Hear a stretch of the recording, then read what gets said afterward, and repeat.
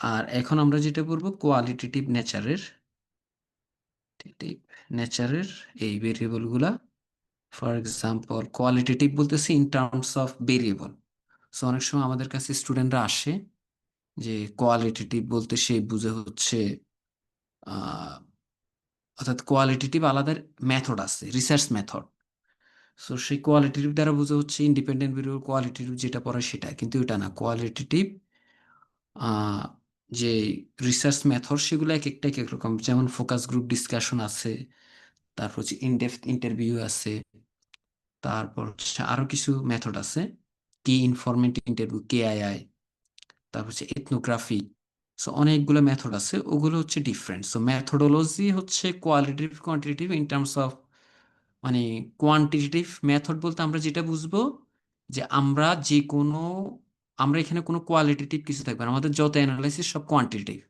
For example আমরা male female বলবো, কিন্তু আমরা মেল ফিমেলের কত পার্সেন্ট মেল কত পার্সেন্ট ফিমেল সেটা বলবো আমরা।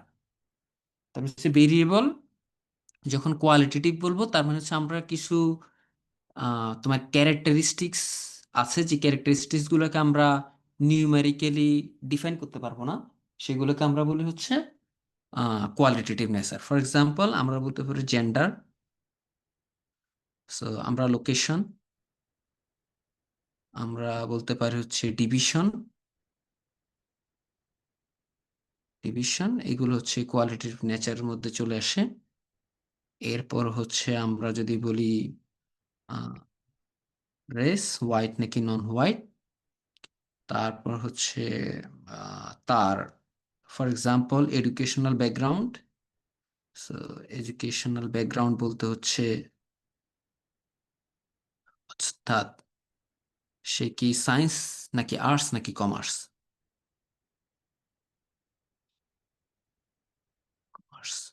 সো তার মানে এই টাইপের কিছু ভেরিয়েবল নিয়ে আমাকে যখন ডিল করতে হয়, আমরা তখন ওই ভেরিয়েবল গুলোকে কোয়ালিটেটিভ নেচারের ভেরিয়েবল হিসেবে চিন্তা করতে পারি। সো এইটা কিভাবে আমার রিগ্রেশন মডেল আমরা ইনকর্পোরেট করি, এবং রিগ্রেশন মডেলে ইনকর্পোরেট করার মিনিংটা কি সেটা আমরা প্রথমে দেখি। ফর এক্সাম্পল মনে করো আমরা যদি বলি যে ওয়াই আই, এটা হচ্ছে আমার মজুরি, is a function of for example gender. তার মানে wage is a function of gender, আমরা এটা বললাম যে মজুরি কিভাবে তোমার জেন্ডার ওয়াইজ এটার মধ্যে কোনো ভ্যারিয়েশন আছে কিনা। সো লেবার মার্কেটে কিন্তু তোমরা আহ, আমি তোমাদের অনেক সময় বলি যে বাংলাদেশের লেবার মার্কেটে যেরকম পরিমাণ তোমার জেন্ডার ডিসক্রিমিনেশন আছে, এটা এটা পৃথিবীর আর কোথাও এভাবে আছে না। In terms of gender norms, যে নর্মস হচ্ছে এরকম যে তোমার কেউ যদি ফিমেল জব করে তাকে বলা হয় আসলে জব করে কি করবে, সো জব করার দরকার কি। তারপর তুমি লেবার মার্কেটে তারা যখন জয়েন করে তারা পুরুষদের দ্বারা বিভিন্ন ধরনের, কারণ আমাদের দেশে যেটা হয় তোমার লেবার মার্কেটে তুমি যদি হায়ারার্কি দেখো সেখানে দেখবে মোস্ট অফ দ্য কেসে হচ্ছে মেলরা মোর ইয়ে থাকে, সে তারা হচ্ছে ডোমিনেটিং একটা ইয়ে করে ক্যারেক্টার থাকে। সো সো প্রোডাক্টিভিটি, যদিও মেল ফিমেলের প্রোডাক্টিভিটির মধ্যে খুব বেশি ডিফারেন্স নাই, কিন্তু উইমেনদের in terms of wage, in terms of তোমার বিহেভিয়ার, ইন টার্মস অফ তোমার অ্যাটিটিউড, সব ডাইমেনশন তুমি দেখবে বাংলাদেশের লেবার মার্কেটে প্রচুর পরিমাণ তোমার এই ডিসক্রিমিনেশন গুলো আছে। সো ওই যে আমি অন্যান্য যে ডিসক্রিমিনেশন কথাগুলো বলছি, এগুলো কিন্তু আমরা হয়তো লেবার মার্কেট থেকে বের করা পসিবল না ইয়ে থেকে, ডেটা দিয়ে। কিন্তু আমরা হয়তো কিছু বের করতে পারবো এরকম যে যেগুলো হচ্ছে কোয়ান্টিটেটিভ আছে। ফর এক্সাম্পল মজুরি, এটা তুমি অবজার্ভ করতে পারবা, জেন্ডার মেল ফিমেল এটা তুমি ক্যারেক্টারিস্টিক যেহেতু অবজারভেবল, সো তুমি এটা বের করতে পারবা। কিন্তু অ্যাটিটিউড, বিহেভিয়ার, তোমার ডোমিনেন্স, এগুলা কিন্তু একটু টেকনিক্যালি বের করা কঠিন। সো এখন তোমাদেরকে আমি হয়তো একটা আইডিয়া বলতে পারি যে কিভাবে আমরা হয়তো এগুলো বের করতে পারি। ফর এক্সাম্পল আমি ওই যে তোমাদেরকে একটা বলছিলাম যে লেবার মার্কেটে তোমার তার মানে রেসিজম এটা আছে কিনা সেটা বের করার একটা ইয়ে আছে।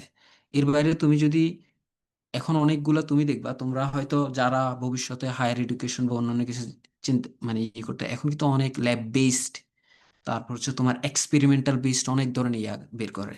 সো বিহেভিয়ারাল ডোমিনেন্স এগুলো যদি মেল থেকে তুমি বের করতে হয়, তাহলে কোন ল্যাবে বা এক্সপেরিমেন্ট, কোন এক্সপেরিমেন্টের মধ্য দিয়ে তাকে নিয়ে আসতে হবে, এমন কোন এক্সপেরিমেন্ট করবা যেটা যদি আনবায়াসড ওয়ে তা থেকে বের করা যায়।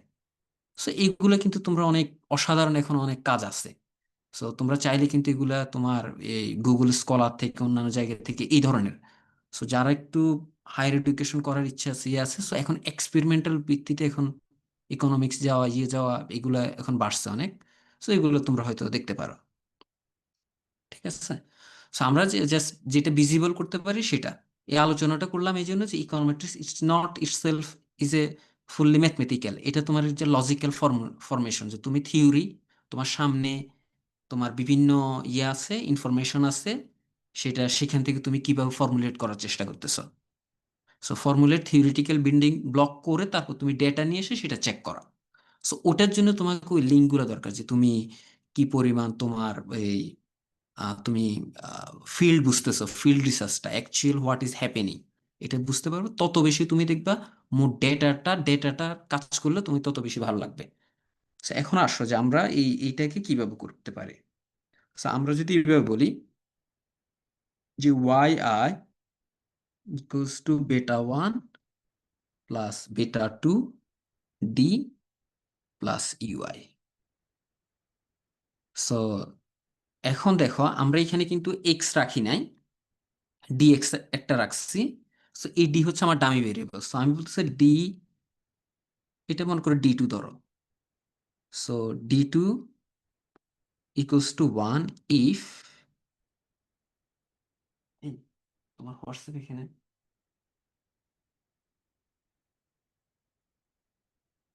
একটা সেকেন্ড একটু।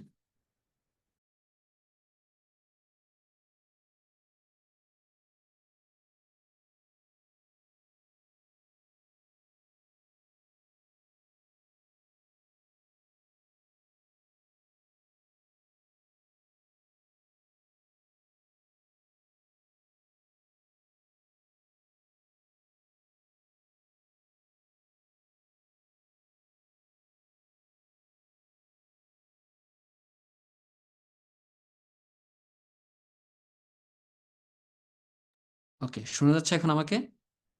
So, আমরা বলছি d two equals to one if male, আর d two equals to zero if female.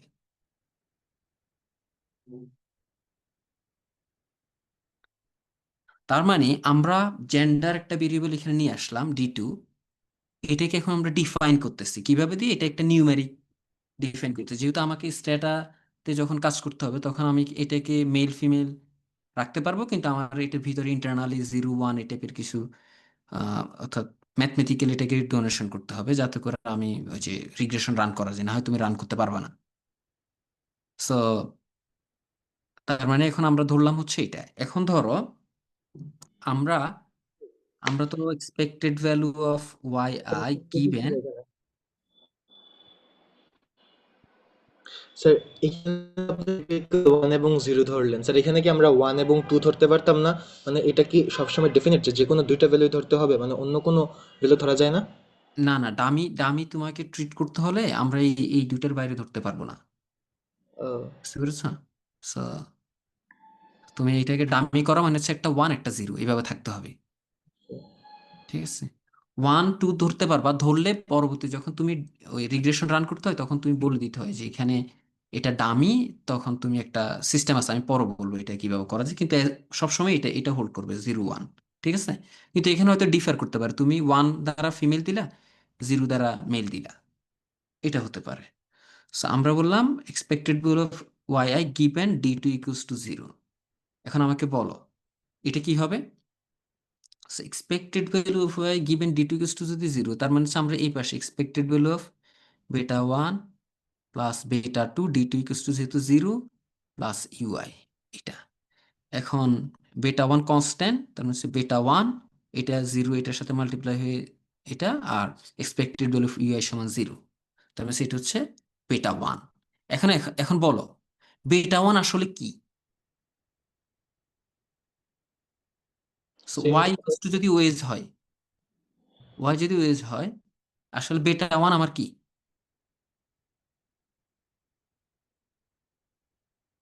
Sir এটা ফিক্সড মেল। হয়েছে। মনে করো এক্সপেক্টেড ভ্যালু অফ এক্স সমান কি বলো তো?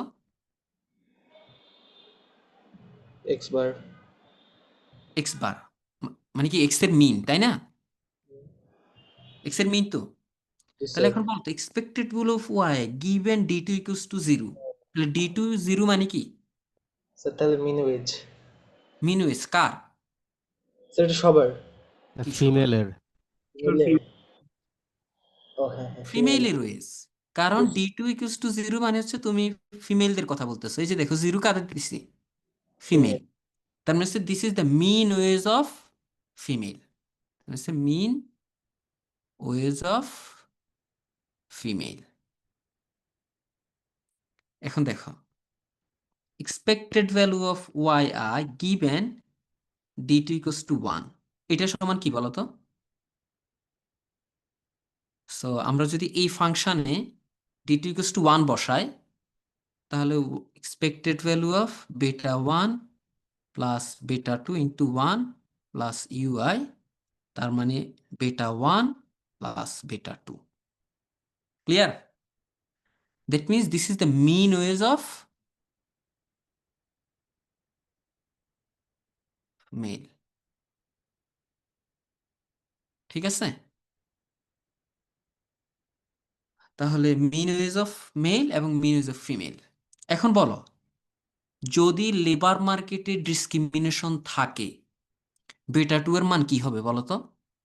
প্রথম বলো পজিটিভ নাকি নেগেটিভ? পজিটিভ। পজিটিভ হবে। দ্যাট মিনস এটা ইন্ডিকেট করবে কি, the mean wage of male is greater than the mean wage of female. That means sir এটা ইফ, একটু আবার বলবেন?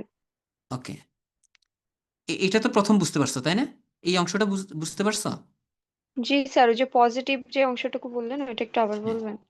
আমরা বলতেছি যদি যদি এই বেটা টুটা যদি পজিটিভ হয়, ঠিক আছে, তাহলে ইন্ডিকেট করবে কি? তাহলে এইটা বলতেছো মিন ওয়েজ অফ, আমি বলি দেখো তুমি যদি মিন ওয়েজ অফ মেল থেকে ফিমেল দাও, তাহলে male wage minus female wage, male wage হচ্ছে beta one plus beta two, আর ফিমেল ওয়েজ কি বেটা ওয়ান, ইকুয়ালস টু কি আসবে? বেটা টু। এখন আমরা জানি যে যদি লেবার মার্কেটে ডিসক্রিমিনেশন থাকে বেটা টু কি হবে? বেটা টু কি হবে বলো তো? Positive number. পজিটিভ হবে। কারণ লেবার মার্কেটে ডিসক্রিমিনেশন ফেস করলে সেটা সবার এফেক্টেড হয় ফিমেলরা। তুমি দেখবা, তোমরা তোমরা জানো কিনা রিসেন্টলি অনেক ধরনের তোমরা আলোচনা হয় why women and the older people are always in vulnerable. কেন? ফর এক্সাম্পল হিট ওয়েভ হচ্ছে, ফিমেলরা হাইলি ভালনারেবল। কারণ কি? কারণ ওই যে ফিমেলরা গিয়ে রান্নাঘরে যায়, সো হিট ওয়েভ, হাজব্যান্ড বসে আছে ঘরের মধ্যে আর ফিমেলে কাজ করতেছে, extreme cold, extreme cold. Female কি করতেছে? ফিমেল উঠে ওই তোমার পানি ধরতেছে, থালা বাসন পরিষ্কার করতেছে, এটা তার মানে অল টাইপ অফ সোসাইল যে এখানে তুমি দেখবা। কারণ আমাদের আমাদের তো আমরা বড় হয়েছি এমন ভাবে যে আমাদেরকে মেল ফিমেলের পার্থক্য আমাদের জবটাকে ভাগ করে দিছে, কিন্তু এটা কিন্তু পৃথিবী কোথাও কিন্তু ভাগ নাই। এটা তুমি রিলিজিয়নে দেখো, এমনি দেখো, এটা কিন্তু ভাগ নাই। তারপরও আমরা এই ধরনের এই জিনিসটা করি। সেই জন্য তুমি দেখবা অলওয়েজ তোমরা দেখবা জেন্ডার অ্যানালাইসিস করা হয়। সেটা কেন? মোস্ট অফ দ্য কেস আমরা, তোমরা এটা দেখবা যে female are always in vulnerable.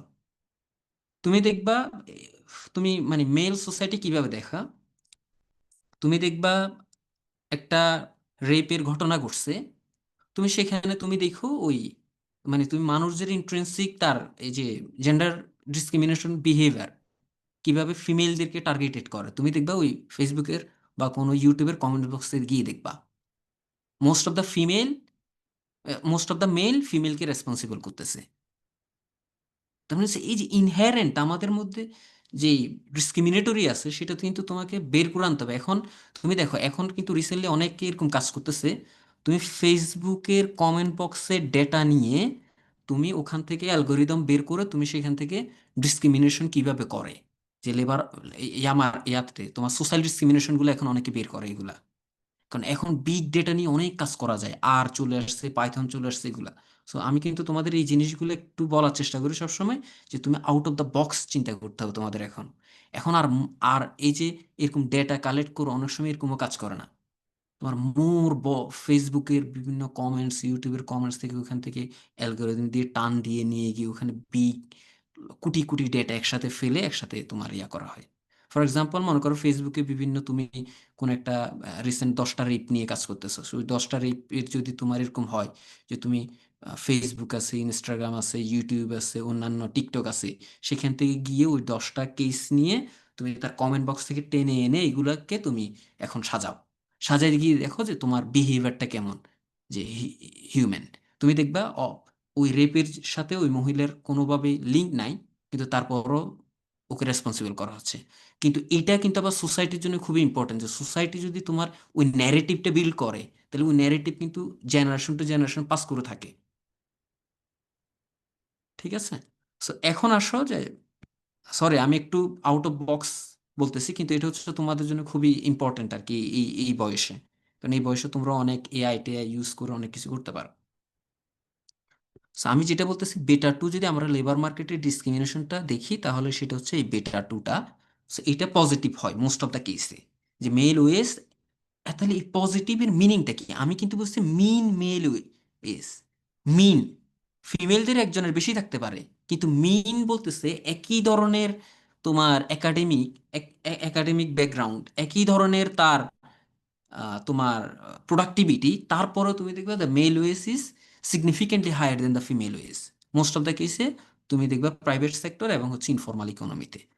তাহলে এইটা তোমাকে তখন বের করতে হবে। তাহলে এটা দেখো, এইটা কি হচ্ছে, beta two is a discriminatory part এখান থেকে বোঝায়।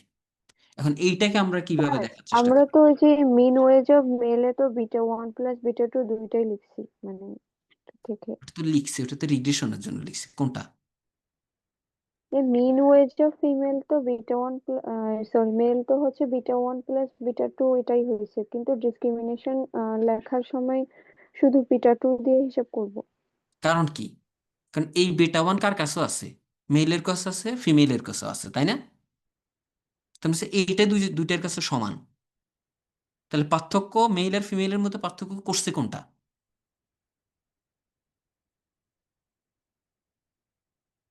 বেটার। এই এইটা 100, বেটা ওয়ান এটা 100, এটা 20। তাহলে এই পার্থক্য কত? 20। 20। সেটা কোথা থেকে আসছে? সেটা হচ্ছে বেটা টুটা। বুঝতে পেরেছ? জি স্যার। ওকে, তাহলে আমরা এখান থেকে এই জিনিসটা আমরা বলতে পারি। So, এখন আমি যদি এইভাবে দেখি, মনে করো এখানে ওয়েজ আছে, সো এই বক্সটা হচ্ছে আমি বলতেছি এটা হচ্ছে মেলদের।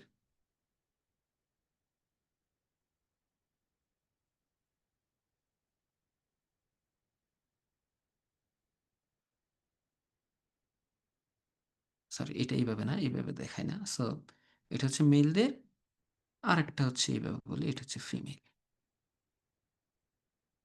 সো এইখান দিয়ে যদি আমরা টান দিই, সো এই অংশটাকে আমরা বলতেছি এটা হচ্ছে বেটা ওয়ান, এটা পুরাটা হচ্ছে beta one plus beta two, এই পুরাটা, আর এতটুকু হচ্ছে বেটা ওয়ান, এটা হচ্ছে বেটা টু। তো হচ্ছে এই যে যে পার্টটা আছে, দিস ইজ দ্য তোমার, এটা হচ্ছে জেন্ডার ডিসক্রিমিনেশন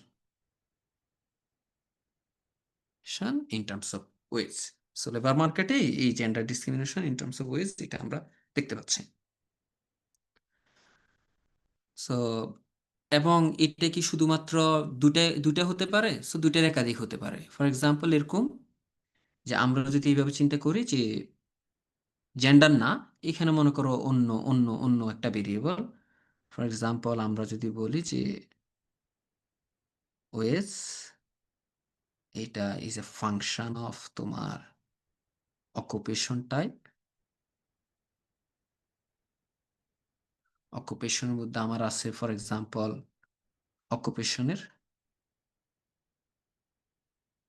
অকুপেশনের মধ্যে আমরা যদি বলি যে এগ্রিকালচার লেবার, এগ্রিকালচার, তারপর হচ্ছে ম্যানুফ্যাকচারিং, সার্ভিস। ফর এক্সাম্পল আমরা এই তিনটা ভাবে দেখতেছি। তাহলে অকুপেশন কি এটা কোনো কোয়ান্টিটিভ জিনিস? এটা কোয়ান্টিটিভ না। তাহলে আমার ক্যাটাগরি আছে কয়টা? ক্যাটাগরি আছে হচ্ছে আমার তিনটা। এখন এটা আমি কিভাবে হিসেব করবো যে লেবার মার্কেটে তোমার যে অকুপেশন ওয়াইজ যে সেম ফিমেল, মনে করো সেম পার্সন, একই রকম মানুষজন, কিন্তু এগ্রিকালচারাল লেবারদের কি অবস্থা, ম্যানুফ্যাকচারিং কি অবস্থা, সার্ভিসে কি অবস্থা। So, এইখানের মধ্যে কোনো অ্যাভারেজ ওয়েজের মধ্যে পার্থক্য আছে কিনা। So, আমরা নর্মালি এইভাবে জানি যে তোমার এগ্রিকালচারালদের লেবারদের ওয়েজ সবচেয়ে কম হবে, দেন ম্যানুফ্যাকচারিং এবং সার্ভিসের মধ্যে হয়তো কম বেশি থাকতে পারে। এখন এটা আমরা চেক করতে হবে, আমাদের এটা দেখতে হবে যে এটা কেমন। ঠিক আছে, তো এখন আমরা wage is a function of, আমরা যদি এটা করতে যাই, এখন আমরা এটা রিগ্রেশন কিভাবে ইনকর্পোরেট করব। So, আমি তোমাদেরকে গত ক্লাসে বলছিলাম যে আমরা যদি এভাবে চিন্তা করি যে আমার যদি তিনটা ক্যাটাগরি থাকে, আমরা ডামি কয়টা ইউজ করব? স্যার দুইটা। দুইটা। তার মানে হচ্ছে if there is M categories then there should be n-1 number of dummies. So M category যদি থাকে, m-1 হচ্ছে আমার ডামি থাকবে। সো একটু আগে উপরে যেটা মেল ফিমেল ক্যাটাগরি কয়টা? দুইটা। ডামি ইউজ করছি কয়টা? D2 একটা ইউজ করছি। এখন এখানে ক্যাটাগরি আছে কয়টা? 1 2 3টা। তাহলে আমাকে ডামি ইউজ করতে হবে দুইটা। তাহলে আমরা ইউজ করতেছি এইভাবে, দেখো বেটা 2। সো এটা যদি ম্যানুফ্যাকচারিং হয় তাহলে 1, আদারওয়াইজ 0, প্লাস বেটা 3, এইটা হচ্ছে সার্ভিস। সো সার্ভিস হলে 1, আদারওয়াইজ 0, প্লাস ইউআই।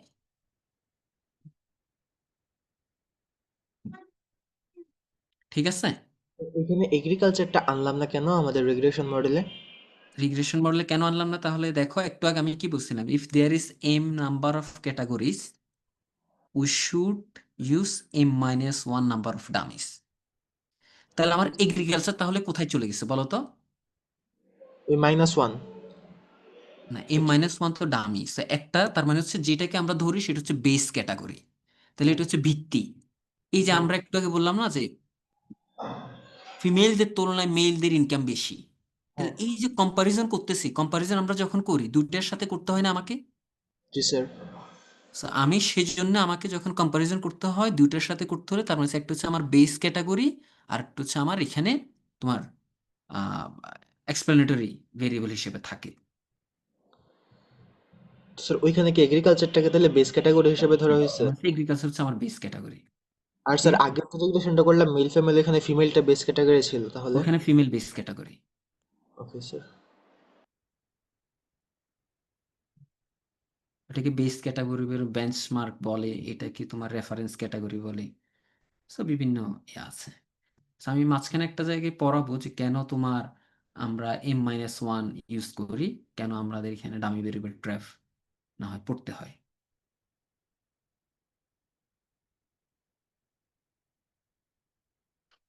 So, এখন আসো তাহলে,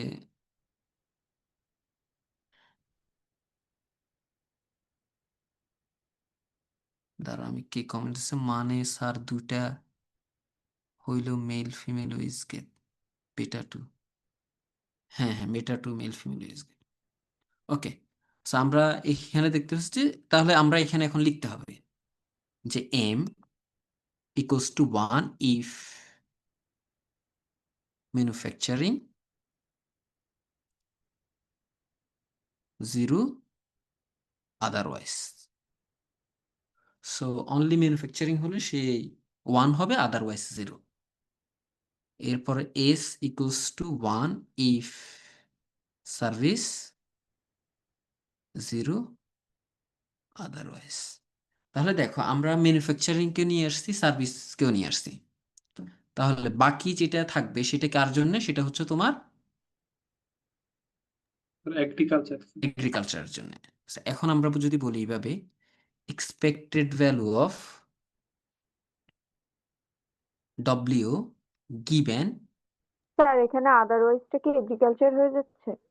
হুম, না আদারওয়াইজ কিন্তু এখানে সব জায়গায় এগ্রিকালচার না। দেখো এখানে যখন ম্যানুফ্যাকচারিং কে ওয়ান ধরছি, বাকি সবগুলোকে কি করছি?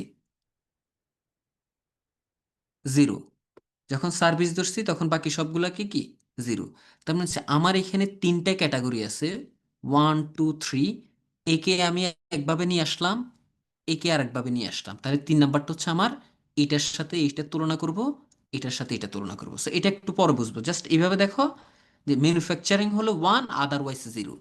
সার্ভিস হলো ওয়ান, আদারওয়াইজ জিরো। আমি একটু পর একটা টেবিল করব, সেই টেবিলে তুমি বুঝতে পারবা যে কেন এটা ইয়ে করে। সো এটা মনে করো যে s equals to zero, m equals to one. প্রথম এম ইকুয়ালস টু জিরো, এভাবে দেখো। তার মানে হচ্ছে এই পার্সন সার্ভিসও নাই, ম্যানুফ্যাকচারিং এ নাই, তাহলে এই পার্সন কোথায় আছে? এগ্রিতে। এগ্রিকালচার। এগ্রিতে। খুব ইন্টারেস্টিং কিন্তু এটা, তোমরা এই ইকুয়েশন অনেক মানে এই ইকুয়েশনটা বুঝলে যখন স্টার্ট করবে তখন মজা লাগবে তোমার এতে। So expected value of beta one plus এইগুলা কি হবে? জিরো হয়ে যাবে না? Beta two zero plus beta three zero plus UI, তার মানে হচ্ছে বেটা ওয়ান। তাহলে বেটা ওয়ান কি দেখাবে বলো তো?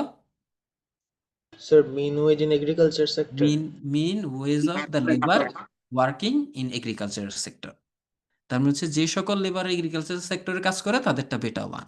তাহলে পেয়ে গেছো, তোমার বেটা ওয়ান নিয়ে আর এগ্রিকালচার লেবারদের মজুরি নিয়ে আর কোনো কনসার্ন আছে? নাই। Expected value of wage given, এই পার্সন সার্ভিসে নাই কিন্তু সে ম্যানুফ্যাকচারিং এ কাজ করে। তাহলে বলো beta one plus beta two, manufacturing যেহেতু ওয়ান, ওইখানে beta three zero plus UI, that means beta one plus beta two. এখন বলো যদি ম্যানুফ্যাকচারিং সেক্টরের ওদের মজুরি আসলেই বেশি হয়, তাহলে বেটা টু কি হবে? পজিটিভ। পজিটিভ হবে। দ্যাট মিনস যদি তুমি বেটা টু পজিটিভ পাও তাহলে তুমি কি বলবা? The mean wage of labour working in manufacturing sector earn higher, মনে করো higher income by the amount of beta 2 compared to the labor working in the agriculture sector। তাহলে এগ্রিকালচার সেক্টরে যারা কাজ করে তাদের তুলনায় এরা মিন ওয়েজ কত বেশি পায়? বেটা টু অ্যামাউন্ট বেশি পায়। কারা?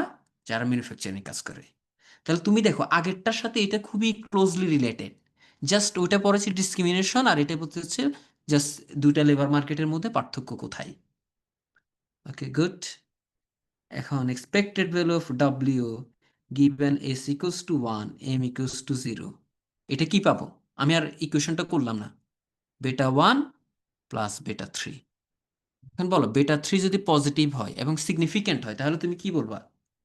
The mean wage of labour working in service sector earn higher income by the amount of this compare to the labour working in the agriculture sector. Agriculture সেক্টরে যারা কাজ করে তার তুলনায় এদের বেটা থ্রি পরিমাণ বেশি পায়। তাহলে এখন দেখো এরকম আমি কি হইতে প্রত্যেকবার পারে? কম্পেয়ার করতেছি কার সাথে বলো তো? এগ্রিকালচারের সাথে। এগ্রিকালচারের এগ্রিকালচারের। সাথে। দ্যাট মিনস আমার একটা সবসময় একটা বেস ক্যাটাগরি থাকতে হবে। সেই জন্য আমরা কিন্তু M-1 ক্যাটাগরি ইউজ করি, বুঝতে পারছো? তাহলে ওই যে বাকি যেটা নিই না সেটা কি? This is my reference category. এখন why you don't change the reference category? Reference category যদি চেঞ্জ করি তাহলে বলো তো সেটার আর কোনো কি মিনিং আছে? মিনিং নাই, কারণ তোমরা তো শিখছো ট্রানজিটিভিটির একটা ল আছে। তুমি যদি বলো যে A is greater than B, আবার যদি বলো যে B is greater than C, তোমার কাছে যদি আরেকটা ডেটা থাকে এরকম যে তুমি বলতেছো এ ইজ গ্রেটার দেন ডি, এখন বলো ডি এর ব্যাপারে কি তোমাকে কোনো ইনফরমেশন দেওয়া হয়েছে? So, আমি যদি কোনো সরি এই মনে করো এইভাবে মনে করো D is greater than C, sorry, D is greater than C. এখন তুমি বলো ডি কি এ থেকে বড় নাকি বি থেকে বড়, কিছু কিন্তু তুমি বলতে পারবে না।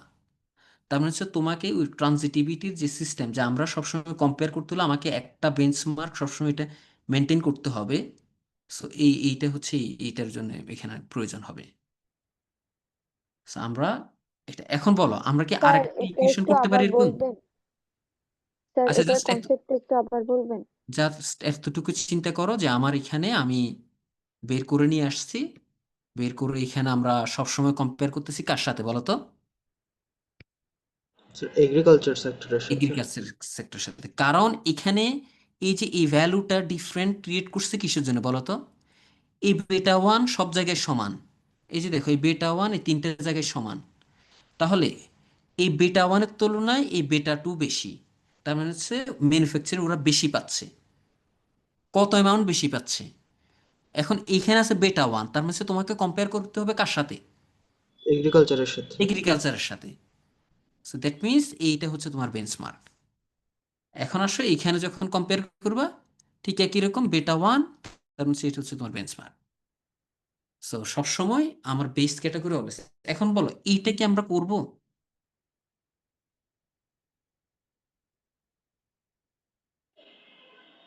স্যার এইটাই স্যার আমি জিজ্ঞেস করতেছিলাম, স্যার এটা কি পসিবল? এখন বলো, তুমি বলো এটা কি পসিবল? স্যার একই সাথে দুই সেক্টরের লেবার তো আর সে হতে পারবে না। Exactly, very good. তাহলে একই পার্সন দুই সেক্টরে কিভাবে কাজ করবে?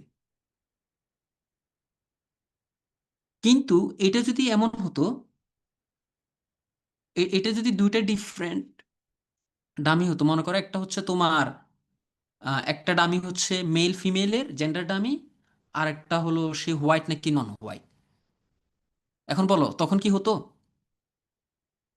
আমি আমি দেখাচ্ছি আর একটা। তখন হতে পারতো না। হতে পারতো। সো একটা ডি হচ্ছে ডামি হচ্ছে তোমার ডি টু, এটা হচ্ছে তোমার মনে করো জেন্ডার, আর একটা ডি থ্রি হচ্ছে তার racial status. So white versus non white. তখন কি হতে পারতো না? জি স্যার। তখন কিন্তু হতে পারতো, কারণ একই ফিমেল, সে, সো ফিমেল হলে মনে করো জিরো, মেল হলে তাকে বললাম ওয়ান, হোয়াইট হলে ওয়ান, নন হোয়াইট হলে জিরো। সো ও মেল হতে পারে, হোয়াইট হতে পারে, পারে না? স্যার এখানে তো স্যার D2 আর D3 রিলেটেড না স্যার, এই জন্য। রিলেটেড না, এক্স্যাক্টলি। তার মানে হচ্ছে ডামি ইটসেলফ যখন আমি ইউজ করব, যখন দুইটা একাধিক থাকতে পারবো তখন করতে পারবো। কিন্তু একই একই ভেরিয়েবল থেকে জেনারেট করে আমি যদি ডামি ক্রিয়েট করি একই ক্যাটাগরি থেকে, ফর এক্সাম্পল মানে অকুপেশন টাইপ, সেখান থেকে যেটা করব সেখানে আমরা কিন্তু এট এ টাইম দুইটা ডামিকে একসাথে ওয়ান ধরে করতে পারবো না। এই অ্যানালাইসিস আমরা বলতে পারবো না। Am I clear? Okay, good. এখন আসো জেন্ডার এবং রেশিয়াল, এটা একটু বুঝাই আরেক জায়গায়।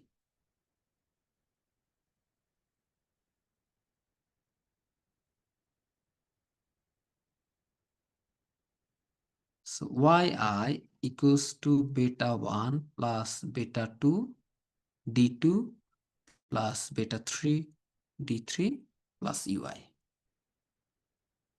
So আমি বললাম d2 equals to 1 if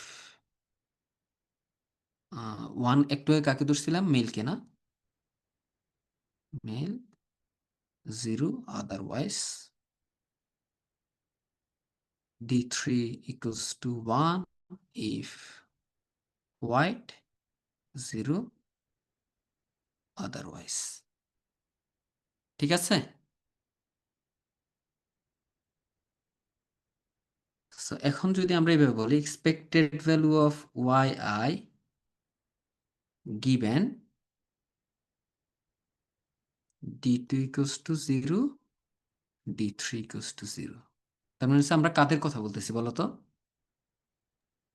non white ফিমেলদের কথা। সো ফিমেল নন হোয়াইটদের কথা বলতেছি। তার মানে হচ্ছে এই ডি টু জিরো, এটা zero, expected value of UI zero, শুধু থাকবে আমার হচ্ছে বেটা ওয়ান। ক্লিয়ার? দেন যদি আমরা এভাবে দেখি expected value of yi given d2 equals to 1 d3 equals to 0, এটা সমান কত আসে? বেটা 1 প্লাস বেটা 2, তাই না? তার মানে এটা হচ্ছে কাদের কথা বলতেছি? মেল মেল নন হোয়াইটদের কথা বলতেছি। Then expected value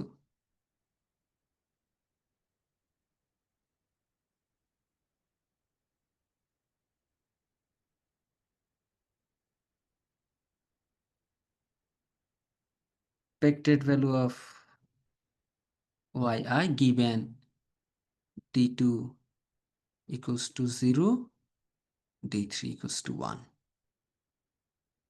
beta 1 plus beta 3, তাহলে এটা কাদের কথা বলতেছি?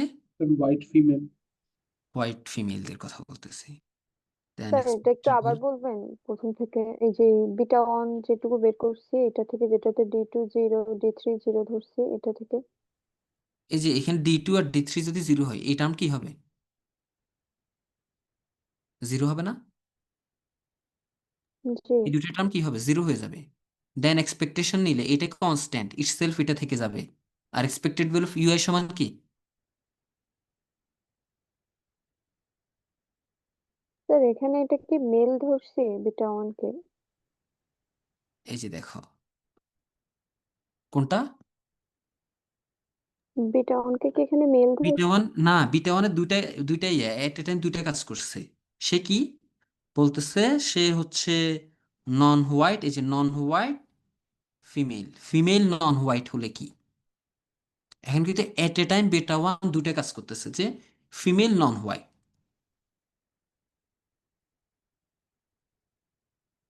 ঠিক আছে? আর এখানে যখন আসছি তখন বলতেছে নন হোয়াইট, কিন্তু সে যদি কি হয়, মেল হয়, তাহলে তার কতটুকু পার্থক্য? এখানে বলতেছি সে ফিমেল যদি সে কি হয়, হোয়াইট হয়। আর এখানে হচ্ছে d2 equals to 1 d3 equals to 1, তার মানে হচ্ছে সে কি হচ্ছে, সে মেল এবং হচ্ছে হোয়াইট। সো এটা হচ্ছে বেটা 1 প্লাস বেটা 2 প্লাস বেটা 3।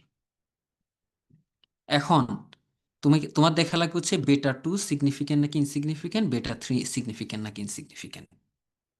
যদি বেটা 2 সিগনিফিক্যান্ট হয় তাহলে কি বুঝবো বলো তো? এখানে পজিটিভ এবং সিগনিফিক্যান্ট, তার মানে জেন্ডার ডিসক্রিমিনেশন আছে। বেটা 3 যদি পজিটিভ হয় এবং সিগনিফিক্যান্ট হয়, তার মানে এখানে রেশিয়াল ডিসক্রিমিনেশন আছে। কারণ এই বেটা 3 পাওয়া যাবে কখন? যদি সে হোয়াইট হয়। তার মানে হোয়াইট হওয়ার কারণে তার টাকা বেশি বেশি আর্ন করে, মেল হওয়ার কারণে সে বেশি আর্ন করে। তার মানে যে পার্সন মেল এবং হোয়াইট, সে কিন্তু সিগনিফিক্যান্টলি অন্য সবার তুলনায় বেশি আর্ন করে। দেন তুমি একটার সাথে আরেকটা কম্পেয়ার করো, ওকে সে নন হোয়াইট কিন্তু মেল, তাহলে তার কত কত বেশি? এই বেটা 2টা বেশি। সে তোমার নন হোয়াইট এবং হচ্ছে তোমার, সরি, এটা এটা এটা হচ্ছে হোয়াইট কিন্তু সে কি ফিমেল। সো তুমি সেই ডিফারেন্সটা বলতে পারবা হোয়াইট যদি ফিমেল হয় কত। So এইভাবে করে এই 4টা ক্যাটাগরি এখানে তোমার বের হয়। So এগুলার থেকে আমরা যখন তোমার ম্যাথ করব তখন তোমাকে বলতে হবে যে ডিফারেন্স কি হচ্ছে, সেটা পজিটিভ হলে সেটা দ্বারা কি, নেগেটিভ হলে কি। কিন্তু আমরা এট এ টাইম আরেকটা জিনিস খেয়াল রাখবা, ফর এক্সাম্পল আমার এরকম ডেটাটা এরকম আসলো, মনে করো এইভাবে। So wage head equals to 100 plus 20 d2 sir plus এখানে আমরা 15 বেস কি হচ্ছে ফিমেল d3। ধরে নিচ্ছি? হ্যাঁ, এখানে বেস ক্যাটাগরি কি ফিমেল ধরতেছি? এখন ডিপেন্ড করছে তুমি কোন জায়গায় বসে। আমাকে এটা একটু শেষ করতে দাও, তারপর বুঝে যাবা। সো মনে করো এরকম একটা নাম্বার পেলা এবং এগুলো significant, for example P value less than, এটা মনে করো পি ভ্যালু এখানে দেওয়া আছে, মনে করো 0.05, এটা হচ্ছে 0.09, এটা হচ্ছে 0.01। তার মানে all the variable is statistically significant, কারণ পি ভ্যালু 0.10 তুলনায় কম সবগুলাতে। তার মানে অল দ্য ভেরিয়েবল সিগনিফিকেন্ট। এখন আমি যদি বলি যে D2 হচ্ছে তোমার, এখন তুমি এভাবে চিন্তা করো, জাস্ট এইখানে 20-র এক্সপ্লেনেশন কি? 20-র এক্সপ্লেনেশন হলো এটা 1 হবে যদি হয় মেল, আদারওয়াইজ 0। তার মানে হচ্ছে compare to the female, the mean earning of male workers is higher by the amount of 20 টাকা per hour, for example. আমরা যেটা বলতেছি যে ফিমেলদের তুলনায় মেলদের ইনকাম কত বেশি? 20 বেশি। সো তোমাকে অনেক বেশি টেকনিক্যালিটির এই জায়গা নিয়ে অনেক বেশি কমপ্লেক্স করা হয় না। আমরা যখন তুমি যখন পেপারটা লিখবে এটা তুমি এক্সপ্লেন করবা, the mean wage of male is higher by the amount of 20 টাকা per hour compared to their female counterparts. ফিমেলদের তুলনায় এই 20টা বেশি। এখানে তো আবার রেশিয়াল ম্যাটার করে না, যেটা স্যার হোয়াইট নাকি নন হোয়াইট। স্যার ফিমেল যদি এখন আপনার হোয়াইট তখন ফিমেল, তখন তুমি কি করি? তখন আমরা কি ধরি বলো তো? আমরা যখন একটা ভেরিয়েবল এক্সপ্লেন করতে যাই তখন কি করি? অন্যটা জিরো ধরবো। হোল্ডিং আদার ফ্যাক্টর কনস্ট্যান্ট। সো যেটা যেভাবে আছে সেভাবে থাকলো, সেটা কিভাবে আছে তোমার দেখার দরকার নাই। যেটা যেভাবে আছে সে সেভাবে আছে, কিন্তু সে যদি মেল হয় তাহলে তার 20 টাকা বেশি। এইখানে যখন যাও 15 তো যখন যাও তখন তুমি কি বলবা? হোল্ডিং আদার ফ্যাক্টর কনস্ট্যান্ট, মানে the তখন white রেশিয়ালটা people earn by the amount of 15 টাকা 15 মোর। টাকা per dollar, তাই না? Yes sir. So, স্যার এই যে একদম শেষে যেটা করছি এক্সপেক্টেড ভ্যালু নিচে, যেটাতে β1 প্লাস β2 প্লাস β3 আছে, এটা দিয়ে আর কি কি বুঝতেছি। কোনটা? এটা লাস্টের এটা এটা একটু আমি পরে বলতেছি, তুমি দেখো। So, আমি যখন ইন্ডিভিজুয়ালি বলতেছি, আমরা বলতেছি the white labours or white workers earn by the amount of 15 taka per hour compare to their non white counterparts. So non হোয়াইটদের তুলনায় হোয়াইটরা 15 টাকা বেশি আর্ন করে। এখন আমি যদি তোমাদেরকে বলি, যদি সে পার্সন, সে যদি হোয়াইট হয় এবং যদি মেল হয়, তাহলে সে কত টাকা বেশি পায় বলো তো? 35 টাকা। 35 টাকা স্যার। এই যে 35 টাকা। এইটা হচ্ছে সে বেটা 2 বেটা 3, তাই না? তুমি দেখো তো, বেটা 2 বেটা 3 যোগ করে দিছো জাস্ট এভাবে। আমি যদি বলি যে সে হোয়াইট ফিমেল হলে সে কত টাকা বেশি পায়? 20 টাকা। 15 টাকা। 15 টাকা। তাহলে এখানে কম্পেয়ার করতেছো কি, যে হোয়াইট আছে কিন্তু সে ফিমেল হলে সে কি পরিমাণ ডিসক্রিমিনেশন ফেস করে। সো এখানে হচ্ছে এই 15 টাকা।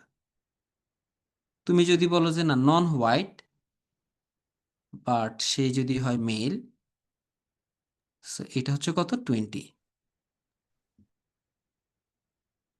আর সে যদি নন হোয়াইট হয় এবং যদি ফিমেল হয়, তাহলে সে আর্ন করে কত? সো তোমার টোটাল আর্নিংটা তোমাকে বের করতে হলে কিন্তু 100টা যোগ করতে হবে। আমি দেখো এই নাম্বারটা বলছি, এটা হচ্ছে বেটা 2 প্লাস বেটা 3, এইটা হচ্ছে কত? বেটা 3, এইটা হচ্ছে বেটা 2। কিন্তু আমি যদি বলি যে টোটাল আর্নিংটা কত, তাহলে এই টোটাল আর্নিং 100 টাকা কাদের? সবার স্যার, সবার না। সবারই একটা স্যার এই 100 টাকা টাকাটা 100 টাকা তো সবার মধ্যে থাকবে, 100 সবার টাকা কাছে সবার থাকবে মধ্যে থাকবে, কিন্তু ডেডিকেটেডলি 100 টাকা কার? মানে এটা দ্বারা কি বুঝি আমরা? যদি সবকিছু জিরো ধরি, বাকিগুলো zero, non white female. Non non white white female. Female. তাহলে এখন তুমি এটার সাথে কম্পেয়ার করবে, নন হোয়াইট ফিমেল হচ্ছে তোমার বেস, ঠিক আছে? সো নন হোয়াইট ফিমেল হলে সেই এত টাকা ইয়ে হবে। ওকে, সে যদি নন হোয়াইট হয় কিন্তু সে যদি মেল হয়, তাহলে সেই 20 টাকা বেশি পাবে। ওকে, সে যদি তোমার হোয়াইট হয় এবং সে যদি মেল হয়, তাহলে সে কত টাকা বেশি পাবে? ওই 100-র সাথে 20 এবং 15। সো এইভাবে করে আমি তোমাকে ধাপে ধাপে প্রশ্ন করতে পারি সো প্রশ্নের আনসার দিতে হলে তোমাকে এই ইকুয়েশনটা বোঝা লাগবে, জাস্ট প্লাস মাইনাস করে নাম্বারগুলো এখানে নিয়ে আসা।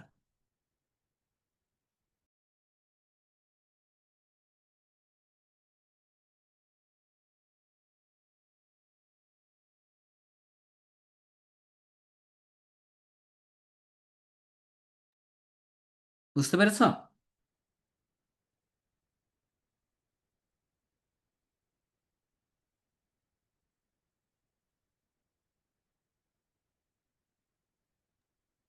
এই প্লাস মাইনাস স্যার এর এখানে তো হচ্ছে স্যার কোনো কিছু কনস্ট্যান্ট ধরতেছি না, তাই না? মানে যখন আমরা এভাবে দুইটাই একসাথে হিসাব করতেছি।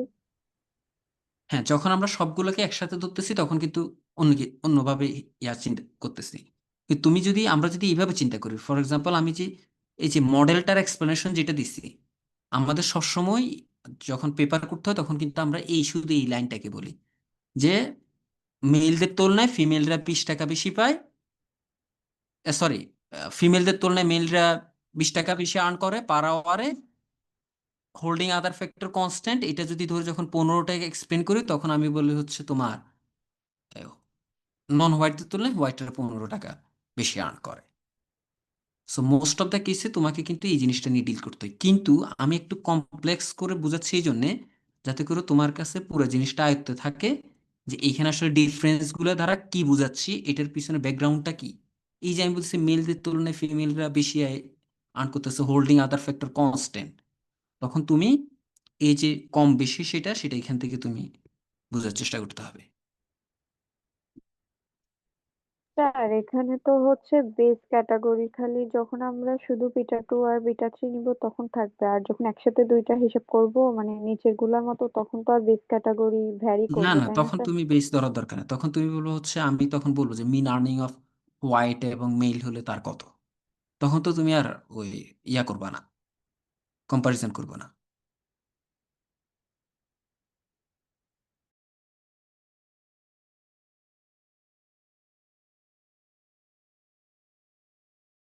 স্যার D2 D3 যে আমরা 1 0 ধরছি এটা কি আমরা ধরে নিতে পারবো নাকি আপনি বলে দিবেন কোশ্চেনে? D2 D3, আমি তোমাদেরকে এইভাবে বলে দেবো। মনে করো আমি রিগ্রেশনটা যখন লিখার পর আমি বলবো যে হচ্ছে এটা হচ্ছে জেন্ডার ডামি, মেল হলে 1 আর ফিমেল হলে 0। আমি উল্টাইও দিতে পারি এরকম যে ফিমেল হলে 1, মেল হলে 0। এখন বলো তখন কি হবে বলো তো, তখন এই বেটা টুটা কি হবে?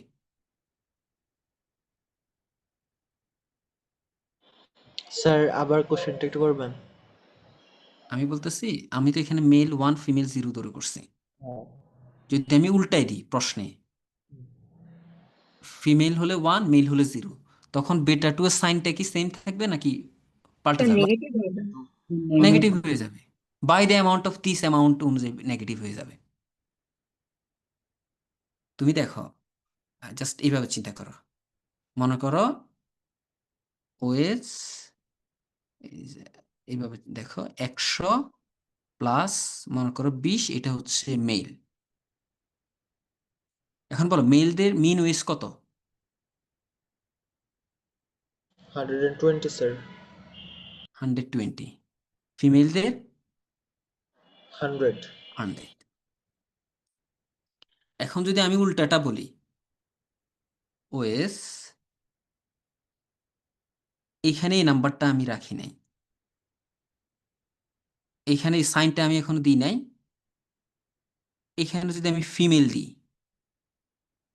তাহলে বলো এই ইকুয়েশনটা যদি হোল্ড করতে হয়, so এখানে প্লাস মাইনাস দুইটা আমি দুইটাই রাখতেছি, তোমাদেরকে বলতে হবে এইখানে যেহেতু ফিমেল ডামি, তাহলে সে ফিমেল হলে 1 হবে আর 0 হলে তখন মেল। এখন ধরো এটা যখন 0 হবে মেলদের মজুরি কত হবে বলো তো? 120। 120. 120। এখন এই 20 মেল হওয়ার জন্য বেশি পায়, ওকে, 100 তুলনায় এই 20 বেশি পায় মেল হওয়ার জন্য, ওকে, 120 তো মেলের, তাহলে এই ফিমেলদের কত হবে? 100 হবে স্যার, -20 হবে। তাহলে ফিমেলদের হবে হচ্ছে -20। আমি এই প্রথমবার যখন প্রথম ব্যাচে এরকম একটা একটা ইয়ে নিছিলাম, সেখানে কিন্তু এই প্রশ্নটা করছিলাম, অনেকেই পারে নাই, জাস্ট স্যার সেই করে সূত্রটুকু নাই। একটু আবার বলবেন?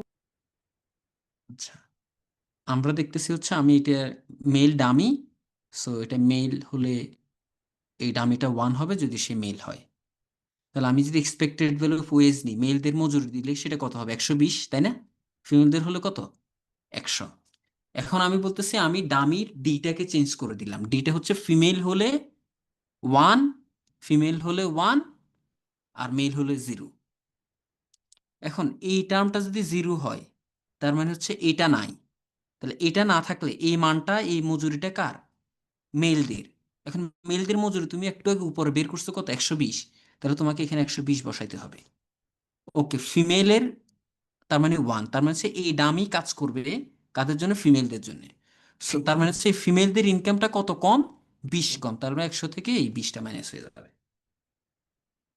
একটু কমপ্লেক্স, এটা লিখে বাসায় বসে চিন্তা করো। স্যার আমার রিগ্রেশন ইকুয়েশনটা তো তাহলে -β2d হয়ে যাচ্ছে, তাই না স্যার? হ্যাঁ, ওরকমই তো। রিগ্রেশন তো আমরা যখন ইকুয়েশন লিখি তখন β1 β2 দিয়ে লিখি। আমরা যখন মানটা পাই তখন পজিটিভ নাকি নেগেটিভ তখন সেটা বলি। তুমি রিগ্রেশন ইকুয়েশনটা যখন এখানে লিখবা, মনে করো এখানে হচ্ছে yi, এখানে β1 প্লাস β2, ফিমেল হলো তুমি β2 লিখবা প্লাস ইউআই, এটা মেল হলো তুমি β2 মেল ইউআই। এটা তো তোমার জেনারেল একটা ইকুয়েশন।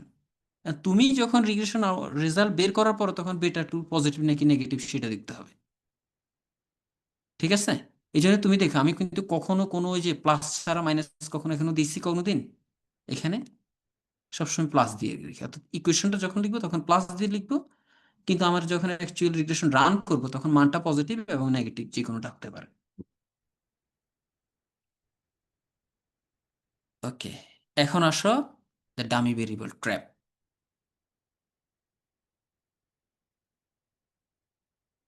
সো আমরা যদি এভাবে দেখি একটা ওয়েজ,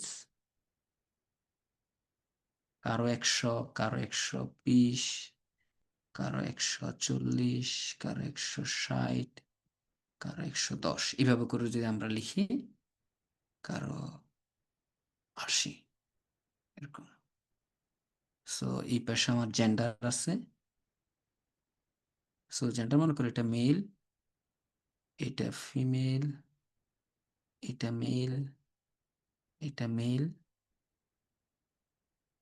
এটা female,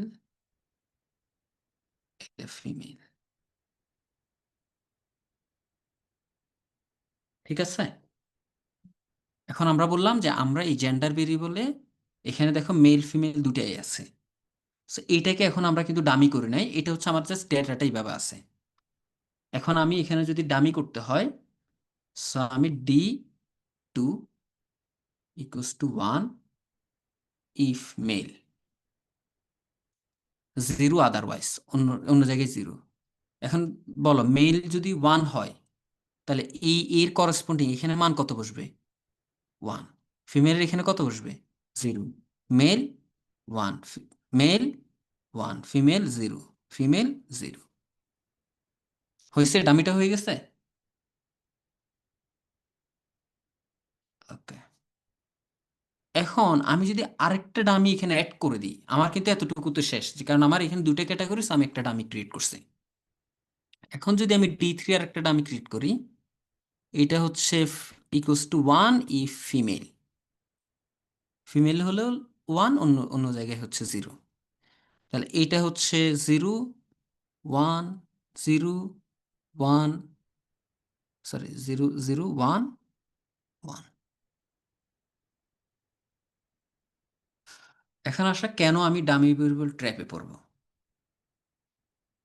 consider d4 indirectly, inherently ভাবে চিন্তা করো, d4 একটা ভেরিয়েবল আছে এখানে, এটা ইনডিরেক্টলি এইভাবে মনে করো এই দুটো সাম। d3 ভেরিয়েবলটা যেন কি বললেন? d3 ইকুয়াল 1 ইফ যদি ফিমেল ধরি, মানে তুমি জেন্ডারের দুইটা ক্যাটাগরি আছে, দুইটা ডামি ক্রিয়েট করছো, একটা হচ্ছে মেলদের জন্য একটা ডামি, ফিমেলদের জন্য একটা ডামি। আমি বললাম দুইটা যে সেটা করতে পারবা না, আমাদের কিন্তু এইখানে যে কোনো একটা হয় d2 ইউজ করবো অথবা d3, যে কোনো একটা ইউজ করতে পারবো, এর বেশি ইউজ করতে পারবো না আমি। কেন ইউজ করতে পারবো না সেটা দেখো। মনে করো ইনডিরেক্টলি আমার এখানে একটা D4 একটা ভেরিয়েবল আমি মনে মনে চিন্তা করি, যেটা হচ্ছে the some of D2 and D3।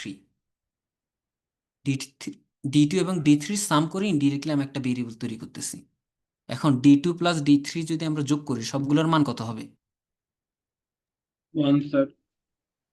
1। আবার রিগ্রেশন ইকুয়েশনে ইনডিরেক্টলি কিন্তু আমার আর একটা 1 আছে, কোথায় বলো তো?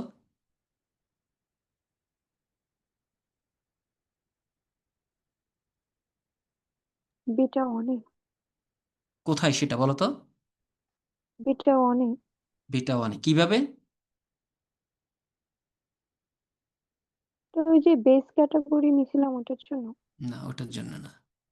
So, আমার ওয়াই আই ইকুয়ালস টু, আমরা যখন একাধিক রিগ্রেশন লিখছিলাম মনে আছে কিনা তোমাদের, বেটা 1 x⁴ লিখছিলাম, এটা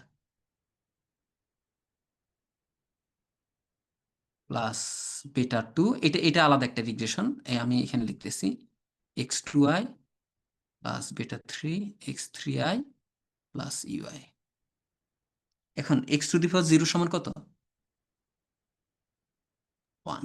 1 তার মানে ইনডিরেক্টলি আমার রিগ্রেশন ইকুয়েশনে এখানে একটা x ছিল যেটার মান সবগুলো তো 1। এখন বলো এইটাও যদি 1 হয়, এখানে একটা 1 আছে, একটা বেটা 1, এখানে সবগুলো 1, x0 1, এখানে সবগুলো 1।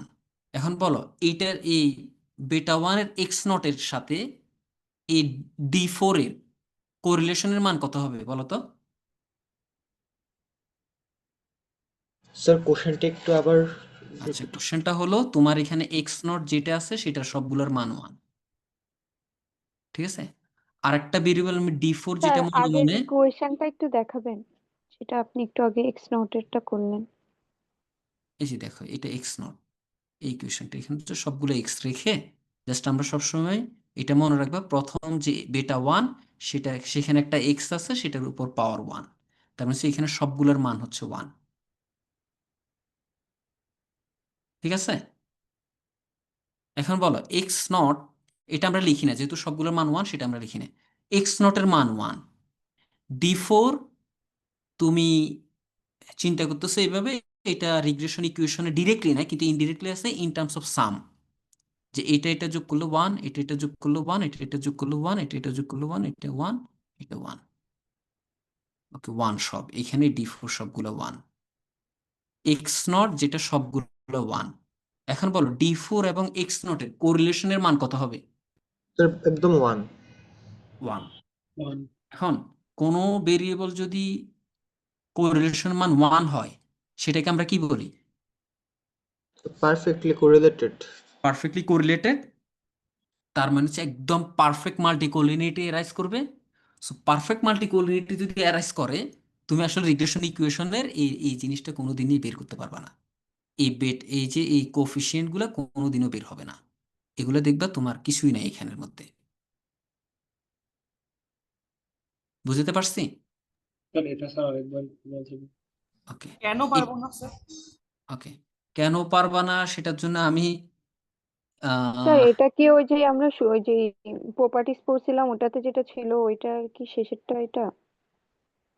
হ্যাঁ, প্রপার্টি শেষের দিকে একটা কেন পারবা না সেটা আমি তোমাকে জাস্ট একটা এক্সাম্পল, তোমরা এটা এটা এখন করার দরকার নাই, জাস্ট এইভাবে দেখো।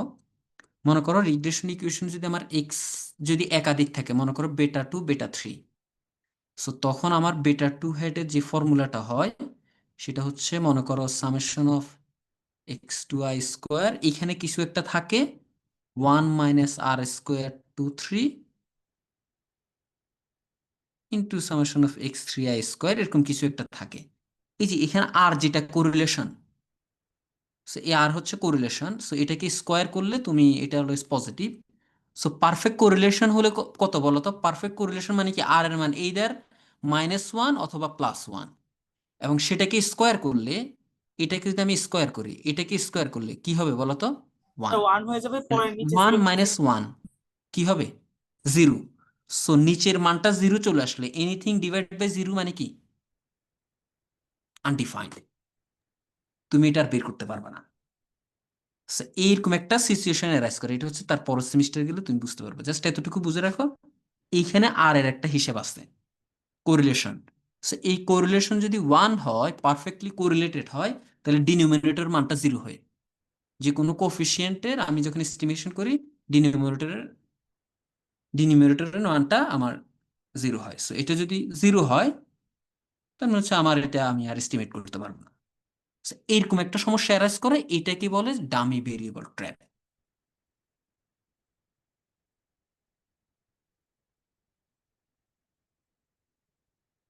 ঠিক আছে?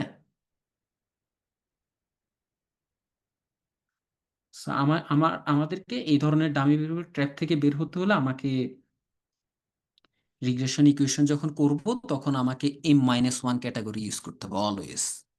যে কোনো ভেরিয়েবলের এগেইনস্টে যদি 4টা ক্যাটাগরি থাকে, ডামি ইউজ করবো কয়টা? 3টা। 3টা। যদি আমার 8টা ডিভিশন আছে, তোমাদের কারো কারো মতে 10টা, সো 8টা ডিভিশন থাকলে সেখানে আমরা ডামি কয়টা ইউজ করব? সরি, 7টা। 7টা। 7টা। আর 10টা থাকলে 9টা ইউজ করব। ঠিক আছে? ওকে, গুড।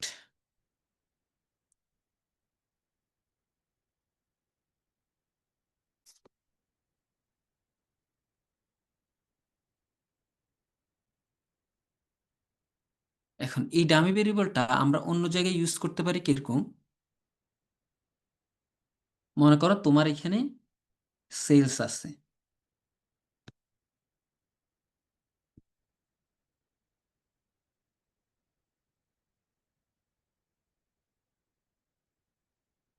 সিজন। সো মনে করো 100, 110, 120, 140, এভাবে করে অনেকগুলা ডেটা আছে। মনে করো তোমার কাছে 1 লক্ষ ডেটা আছে। এখন এই 1 লক্ষ মানুষজন যে তোমার থেকে পারচেস করছে, তারা বিভিন্ন ডেটে পারচেস করছে, এক একটা সময়, বছরের এক একটা সময়। সো আমি যদি দেখতে চাই যে কোয়ার্টারলি বা সিজনের সাথে এখানে এই সেলসের সাথে কোনো সম্পর্ক আছে কিনা, সিজনালিটি এখানে আছে কিনা, তাহলে কি করতে হবে বলো তো? 1 লক্ষ আমার ডেটা পয়েন্ট আছে এবং এখানে অনেকগুলা তোমার ডেট আছে। এখন আমি কি করতে পারি?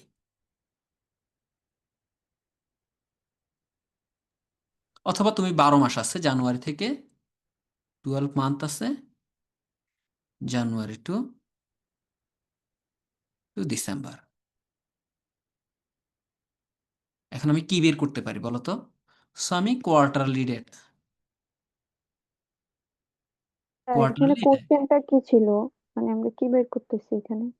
আমি এই সেলসের মধ্যে বিভিন্ন, এই যে 12 মাসের মধ্যে সিজনালিটির কোনো ভ্যারিয়েশন আছে কিনা সেটা আমি দেখতে চাই। স্যার আমরা কি এখানে ট্রেন্ড লাইন টাইপের বের করব, যে হচ্ছে এই সিজনে একটা কাপড় বেশি সেল হয়েছে, লাইক শীতের সিজনে হুডি বা সোয়েটার বেশি সেল হয়েছে, গরমের দিনে কম সেল হয়েছে, আর এক্স্যাক্টলি, সামার ড্রেস হচ্ছে যে শীতের দিনে কম সেল হয়েছে, কিংবা যদি আমরা এখানে ডিসকাউন্ট দিই কম দামে সেটাও সেল হয়ে গিয়েছে, এই টাইপের।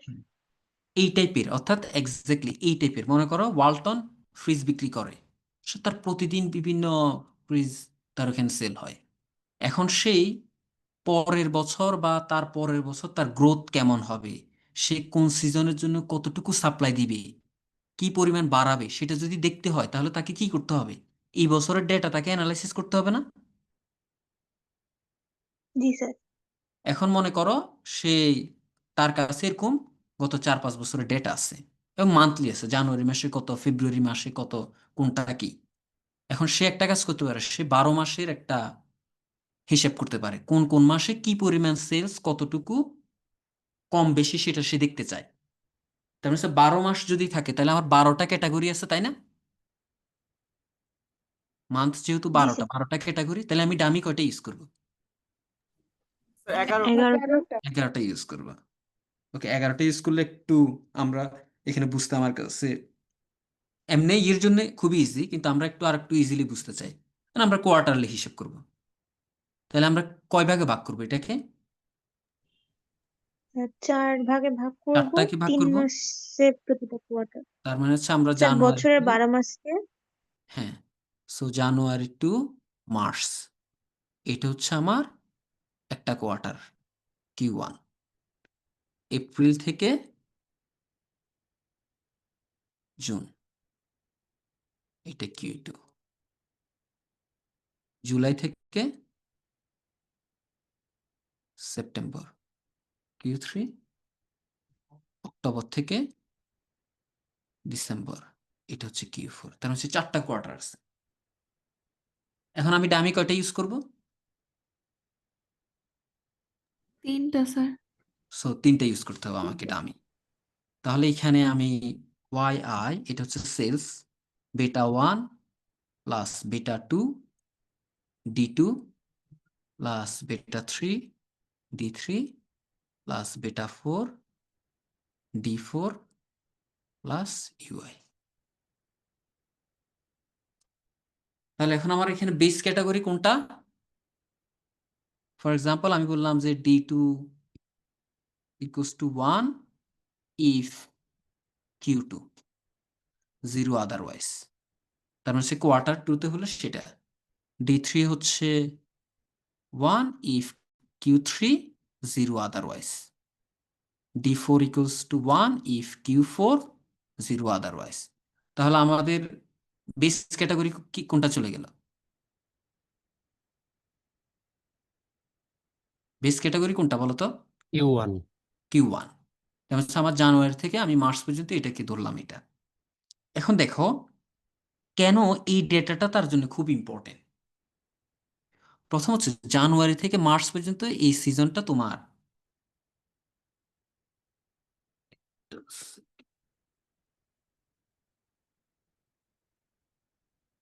এই সিজনটা কি দেখায় বলতো? জানুয়ারি থেকে মার্চ এটা যদি এয়ার কুলারের যদি সেলস হয় তাহলে এই টাইমটা কি বলতো? ওয়ালটনের এয়ার স্যার কুলার। এই সময় তো এয়ার কুলার সেল হবে না, এই সময় অলরেডি শীত আছে, সো এয়ার কুলারের থেকে হিটার বেশি সেল হবে। না তো না, আমার মনে এটা করো এটা এটা ভাগ- এটা জি এটা স্যার। এটা এয়ার কুলারের। জি স্যার, মানে এয়ার কুলারের সেলটা কমে আসবে, কারণ অলরেডি এটা শীত। জানুয়ারিতে বাংলাদেশে তো শীত পড়ে, ফেব্রুয়ারিতেও তাহলে শীত তুমি এভাবে মোটামুটি চিন্তা করো, থাকে। জানুয়ারি থেকে জি মার্চের তুলনায় এপ্রিল এবং থেকে জুন জুন এই টাইমটা আমাদের সবসময় হিট হয়। তাহলে বেটা টুটা তুমি কি পাবা বলো তো? β1 তার মানে হচ্ছে জানুয়ারি থেকে মার্চ দেখাবে, তাহলে বেটা টুটা তুমি কি পাওয়ার কথা? Sir positive. Sir positive. Positive পাবা, কারণ এই টাইমে তোমার সেলস বাড়ার কথা। এখন দেখো সে এই বছর বসে বা তার 5 বছরের ডেটা ইউজ করে সেখান থেকে প্রিডিক্ট করতে পারবে তার এই নেক্সট ইয়ারে কি পরিমাণ তাকে বাড়াতে হবে, গ্রোথ কতটুকু করতে হবে। দ্যাট মিনস এই ডামি শুধুমাত্র তুমি এখানে না, এটা তুমি তুমি প্রিডিকশনের জন্য ইউজ করতেছ। যে তুমি এখানে β2 দিয়ে তুমি হিসাব করতেছ যে তোমার এপ্রিল জুন সবচেয়ে পিক টাইমে তুমি কি পরিমাণ তোমার এই জানুয়ারি থেকে মার্চে যে সেলস করবা তার মার্চে যে পরিমাণ উৎপাদন হয়েছে তার থেকে এখানে কতটুকু বাড়াবা। এখন দেখো জুলাই থেকে সেপ্টেম্বর হয়তো এখানে তুমি এটার তুলনায় স্টিল পজিটিভ পাবা, তাই না? তখন একটু একটু হিট থাকে। অক্টোবর থেকে ডিসেম্বর এখানে কি হবে বলো তো? এই β4টা কমবে স্যার। হ্যাঁ কমে যাবে। কমে যাবে। কারণ এইখানে হচ্ছে আমার এখন সামনে আমি আমি আমি জানি যে অক্টোবর হয়ে গেছে, তো সো অক্টোবর খুব বেশি ইয়ে থাকে না, শরৎ মোটামুটি সরি হেমন্ত হেমন্ত হেমন্ত চলে আসে। তো তখন তোমার খুব বেশি আর সমস্যা হবে না। স্যার β1 পজিটিভ একটু আরেকবার বলবেন কেন? মিস করছিলাম। β1 তো স্যার অলরেডি যেহেতু এটা আমার একটু একটা আবার সেলস হচ্ছে বলবেন? অলরেডি, আমার একটা অলরেডি যেহেতু সেল হয়, যে কোনো মাসে সেল হয়, β1 তো অলওয়েজ একটা নাম্বার পজিটিভ পাবা, তাই না? তার সেলস তো কোনো না কোনো মাসে থাকে। So এইটা পজিটিভ পাওয়া, অর্থাৎ এই β1টা মনে করো একটা নাম্বার 1000 বা 10,000 ইউনিট তার সেল হয়। কিন্তু আমি বললাম এইখানে যদি 10,000 হয় তার এপ্রিল থেকে জুনে তার থেকে একটু বেশি হবে। ফর এক্সাম্পল এটা মনে করো 500।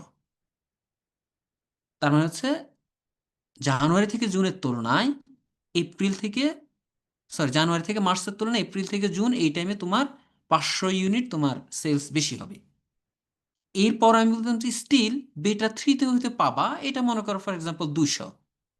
আমি কিন্তু একটা একটা জাস্ট নাম্বার দিয়ে এক্সপ্লেন করার চেষ্টা করতেছি যে আমাদের বিহেভিয়ারটা কিরকম, সেটা এটা ডিফারেন্ট আসতে পারে। কিন্তু এই বেটা 1 এখানে 10,000 তুলনায় যতটুকু হবে, বেটা 4-এ তার থেকে কি কম হবে নাকি বেশি হবে? কম হবে স্যার। একটু কম হবে। যদি কম হতে হয় তাহলে 10,000 স্টিল আমার জানুয়ারি মাসে সবচেয়ে যে সেল হয় তার তুলনায় এই অক্টোবর থেকে ডিসেম্বর কম হবে। কত কম হবে? ফর এক্সাম্পল এটা 2,000 মনে করো। তাহলে তুমি কি বলতে পারবা যে আমার জানুয়ারি থেকে মার্চে আমি যে পরিমাণ উৎপাদন করি, আমাকে অক্টোবর থেকে ডিসেম্বর তার থেকে 2,000 ইউনিট কম উৎপাদন করতে হবে। সো তার ইনভেন্টরি ম্যানেজমেন্ট, তার তার প্রোডাকশন লাইন, তার যে ইনপুট লাইনটা সব এইটার মাধ্যমে ডিটারমাইন হবে। স্যার 2,000টা কি টোটাল সেল? নো, 2,000 তো টোটাল সেল না, চেঞ্জটা। এটা হচ্ছে মানে চেঞ্জটা। স্যার তখন 8,000 হয়ে যাবে, মানে হ্যাঁ 10,000 থেকে এক্স্যাক্টলি 8,000 হয়ে যাবে তখন। Q4 এর জন্য তখন 8,000 হয়ে যাবে। মানে স্যার বেটা 4 এর ভ্যালু নেগেটিভ 2,000। হ্যাঁ নেগেটিভ 2,000, এই যে নেগেটিভ। সো তুমি যখন expected value of Y given D4 equals to 1 হিসেব করবা, তখন স্টিল তোমার এখানে বেটা 1 থাকবে। আর এখানে বেটা 1 সমান 10,000, এটা তো আছে। আর এইগুলা যেহেতু তুমি D4 1, বাকি সবগুলো D2 0, D3 0। কারণ তুমি কোয়ার্টার 4-এ থাকলে তখন বাকিগুলো তো আর ওখানে কাজ করবে না, তার মানে বাকিগুলো নাই। দেন মাইনাস 2,000, তাহলে এখানে তুমি পাবা 8,000। তো জানুয়ারি যদি তুমি জানুয়ারি থেকে মার্চ এই কোয়ার্টার যদি তোমার 10,000 উৎপাদন হয়, তোমার সেটা অক্টোবর থেকে ডিসেম্বরে সেটা হওয়া উচিত 8,000। এখন এপ্রিল থেকে জুনে কত হবে? আমি যেহেতু এখানে 500 বসাইছি, তাহলে তুমি কি করবা? 10,000 প্লাস 500, এটা বেশি মনে করো 500 না, আমরা আরো 5,000 দিয়ে দিলাম। সো 5,000, সো 5,000 তোমার 15,000 তখন উৎপাদন করতে হবে। তুমি এই ধরনের তুমি ট্রেন্ড অ্যানালাইসিস করতে হলে, তোমার সিজনালিটির অ্যানালাইসিস করতে হলে তুমি কিন্তু এইটা তোমার প্রয়োজন হবে। এখন কেউ যদি বলে যে ওকে আমি আমি শুধু উইন্টার আর হচ্ছে সামার, আমার সিজন আমি দুটো হিসেব করতেছি, উইন্টার আর সামার, এই দুটাতে কি হবে? এখন তখন আমার ডামি কি হবে বলো তো? ডামি কয়টা হবে? একটা। সিওয়াই। সো উইন্টার হলে 1 0 আদারওয়াইজ, কারণ আমি সিজন হিসেব করছি দুইটা। এখন তুমি সিজনালিটি বাড়াও। তোমার গভর্নমেন্ট মনে করো ফর এক্সাম্পল গভর্নমেন্ট হিসেব করা দরকার যে আমার প্রতি গত 10 বছরে সরকারের যে ত্রাণ সহায়তা আছে, দেখো আমাদের দেশে তো ডেটা নিয়ে কাজ করে না, এটা তুমি প্রিডিক্ট করতে পারবা তোমার কি পরিমাণ সরকার তোমার তার মজুত রাখতে হয়, খাদ্য মজুত রাখতে হচ্ছে তোমার। তোমরা জানো কি না, তুমি দেখবা রিজিওনালি প্রত্যেকটা জেলায় জেলায় তোমার সরকারের একটা গুদাম থাকে, যেখানে হচ্ছে নেসেসারি তোমার চাল ডাল অন্যান্য এগুলো ইনভেন্টরিটা ম্যানেজ করে তারা। এগুলো কি জন্য? এগুলো যাতে হচ্ছে কোনো আনসার্টেন সিচুয়েশন, ভূমিকম্প হলো, তোমার এই যে বন্যা হলো, তোমার সাইক্লোন হলো, তখন কি ইনস্ট্যান্ট তো শেয়ার বাজার থেকে কিনে সেটা ইয়ে করা তার জন্য কঠিন হয়ে যায়, কারণ তখন তো বাজারই অপারেট করে না ঠিকঠাক মতো। তাহলে তার সে স্টক রাখে। এখন আমাদের দেশে তো এগুলো নিয়ে কোনো রিসার্চ করে না, সে কি পরিমাণ স্টক রাখবে, কতটুকু রাখবে, তাহলে সে গত 20 বছরের ডেটা ইউজ করতে হবে তাকে। 20 বছরের ডেটা ইউজ করে আমার কোন মাসে কি পরিমাণ তোমার ইয়ে হয়, এই ন্যাচারাল ডিজাস্টার হয়, সেটা প্রিডিক্ট করে 64টা জেলায় কোন টাইমে গত 20 বছরে কিরকম হয়েছে সেটা দিয়ে অ্যানালাইসিস করে সেই ইয়ে করতে পারে। তো তোমাদের এখানে যদি কেউ ভবিষ্যতে কখনো এরকম গভর্নমেন্ট জবে যাও, তোমরা এই ধরনের কাজ করতে হবে তোমরা ভিতরে যে আমার এইখানে আমি আমি মোর রিসার্চ ওরিয়েন্টেড আমি কাজ করব। তো তখন তুমি প্রিডিক্ট করতে পারবা যে সরকার তার স্টকে কি পরিমাণ রাখবে। 20 বছরের ট্রেন্ড অ্যানালাইসিস করলে তুমি অনেক কিছু প্রিডিক্ট করতে পারবা। বুঝতে পেরেছ? সো ইটস নট লাইক শুধুমাত্র একটা যে ওয়ালটনের সেলস দিয়ে এয়ার কন্ডিশন, এরকম না। এটা পাবলিক ইয়াতে ইউজ করবে। তুমি ফর এক্সাম্পল তুমি এইভাবে চিন্তা করো না যে আমাদের ডেঙ্গুর রোগের ডেঙ্গুর ট্রিটমেন্ট বাংলাদেশে এখন তোমার ম্যানেজমেন্ট করা কঠিন হয়ে যাচ্ছে বিভিন্ন জায়গায়। বরগুনাতে প্রচুর পরিমাণ মানুষ মারা গেছে গত 4-5 বছরে মারা যাচ্ছে।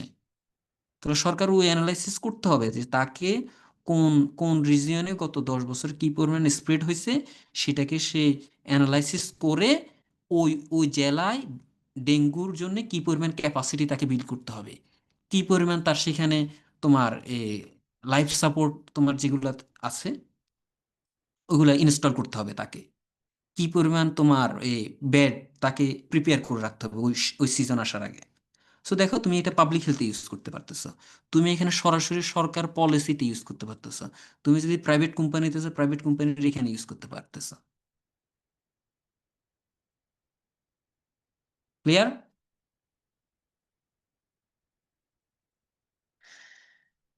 বুঝতে পারছি না কঠিন হয়ে যাচ্ছে?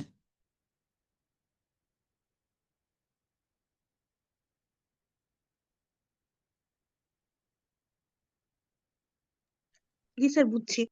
জি স্যার। অন্যদের কি অবস্থা? তোমরা অন্যরা তো কেউ কিছু বলছো না, তোমরা কি বুঝতে পারছো না? জি স্যার। জি স্যার। ওকে।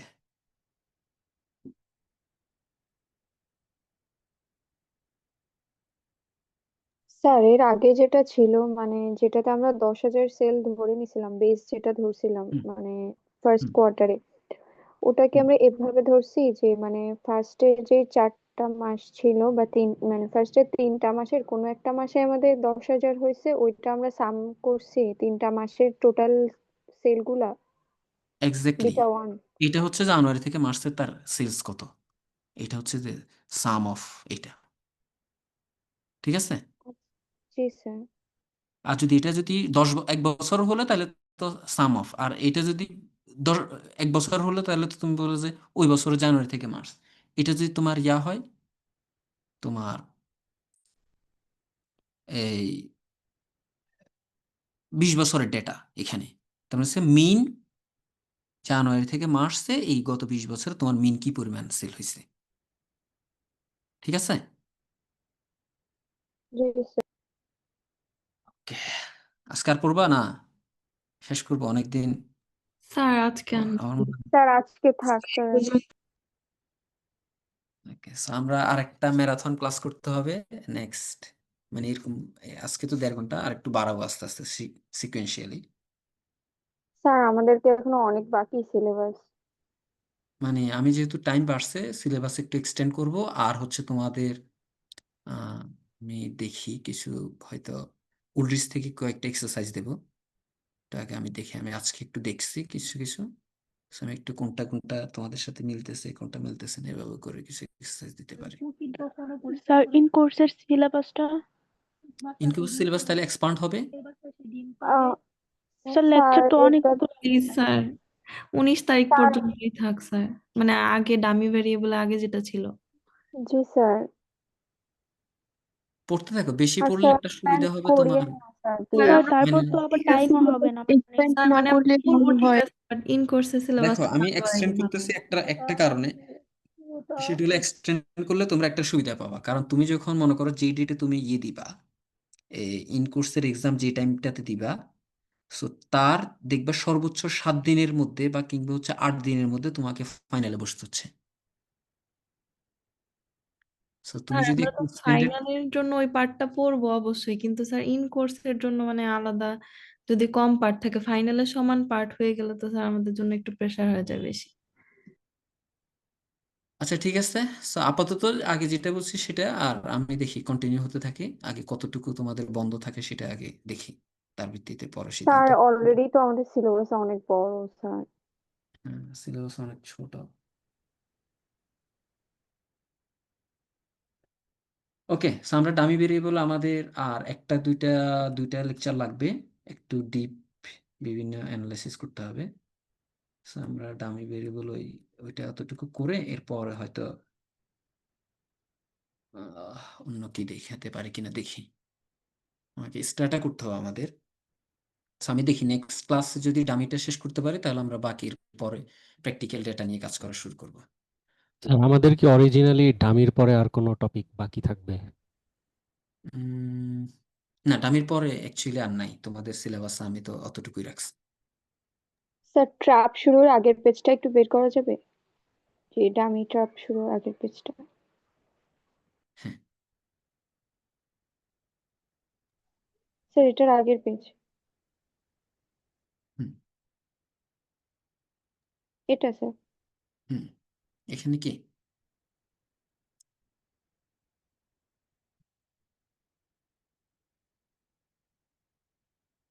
স্যার এখানে আপনি ওই যে পরে যেটা বলছিলেন যে হচ্ছে ওই যে পরে যে দুইটা রিগ্রেশন মডেল লিখছিলেন, এটা কি মানে আগের মতোই সেম যে প্লাস মাইনাসের একটা কথা বলছিলেন, এখানে ওটা একটু হ্যাঁ ডিপ এক্স্যাক্টলি করে এখানে লিখবেন। এখানে আচ্ছা এখানে তুমি আলফা 1 আলফা 2 দাও। দাঁড়াও, এটা আলফা 1 প্লাস আলফা 2 দাও, কারণ বেটা 1 বেটা 2 দিলে এটা একটু অনেক সময় ইয়ে দেখাচ্ছে যে একই নাম্বার। একই নাম্বার হলো তো আমার চেঞ্জ হওয়ার কথা না। সো একটা হচ্ছে ফিমেল ডামি করলে তুমি যেটা পাবা, মেল ডামি করলে সেটার একটু ডিফারেন্ট পাবা। আচ্ছা এক্সাম্পল, ওকে তাহলে আহ,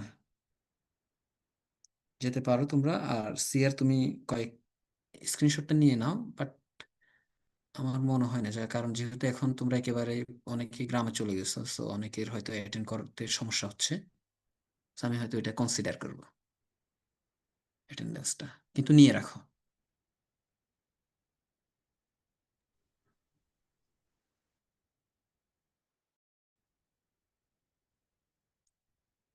কারো কোনো ইস্যু আছে আলোচনার এখানে?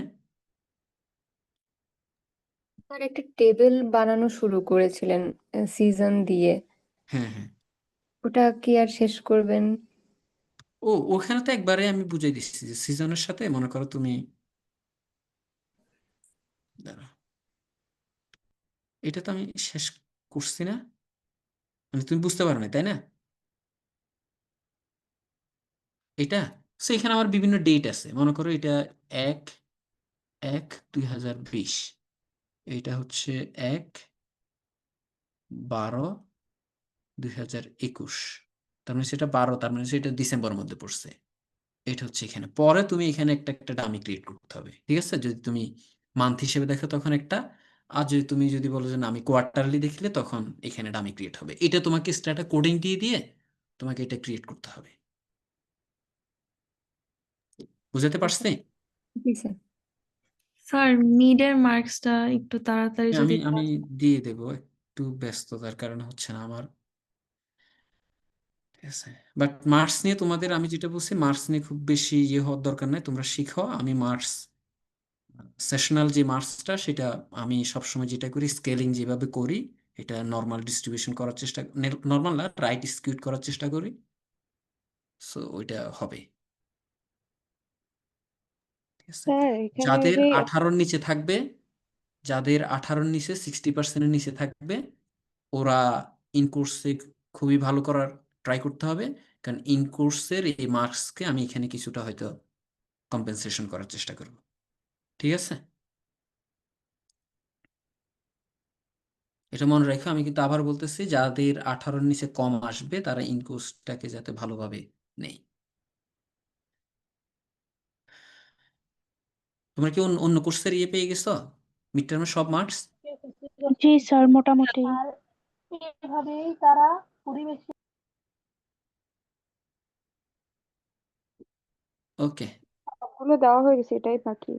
আচ্ছা ঠিক আছে, আমি দেখি কালকে পরশু দেখি পারি কিনা। ওকে, যেতে পারো সবাই। আসসালামু আলাইকুম স্যার। আসসালামু আলাইকুম স্যার।